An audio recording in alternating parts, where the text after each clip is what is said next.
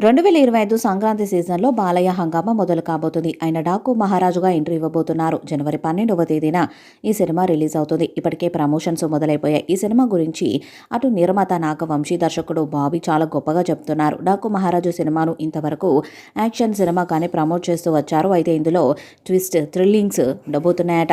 Cinema మొత్తం మీద 3 ట్విస్టులు ఉంటాయని, అవన్నీ కథని కొత్త కోణంలో చూపించబోతున్నాయని తెలుస్తుంది. ఈ సినిమాలో పాపే ఎవరు అని అందరిలో ఒక సందేహం ఉంది. ఈ పాప ఎవరన్న విషయాన్ని రివీల్ చేయటమే ఈ సినిమాలో అతిపెద్ద ట్విస్ట్ అని సమాచారం. బాలయ్య పాత్రలో భిన్నమైన కోణాలు ఒక్కొక్కటిగా బయటకు రావడం కూడా చాలా థ్రిల్లింగ్గా ఉండబోతుందంట.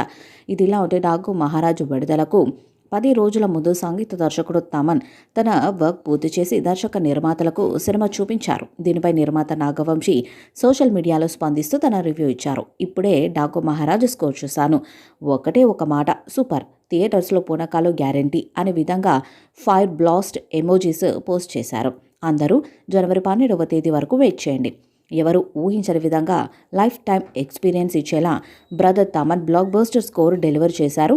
థియేటర్లో శివతాండవమి అంటూ సూర్యదేవర నాగవంశీ ట్వీట్ చేశారు. డాకు మహారాజు సినిమాను శ్రీకర స్టూడియోస్ సమర్పణలో సితారా ఎంటర్టైన్మెంట్స్, ఫార్చ్యూన్ 4 సినిమా సంస్థలపై సూర్యదేవర నాగవంశీ, త్రివిక్రమ్ శ్రీనివాస్ సతీమణి సాయి సౌజన్య సంయుక్తంగా ప్రొడ్యూస్ చేస్తున్న సంగతి తెలిసిందే. బాలకృష్ణ సరసన ప్రజ్ఞా జైస్వాల్ మరొకసారి కథానాయికగా నటించారు. మరొక కథానాయికగా శ్రద్ధ శ్రీనాథ్ నటించారు. మరి భారీ అంచనాలతో వస్తున్న ఈ చిత్రం బాలయ్యకు మరొక బ్లాక్ బస్టర్ ఇస్తుందా? చూడాలి. ఈ వీడియోపై మీ అభిప్రాయాన్ని కామెంట్ బాక్స్లో తెలియజేయండి. ఈ వీడియో మీకు నచ్చితే లైక్ చేయండి, షేర్ చేయండి, కామెంట్ చేయండి.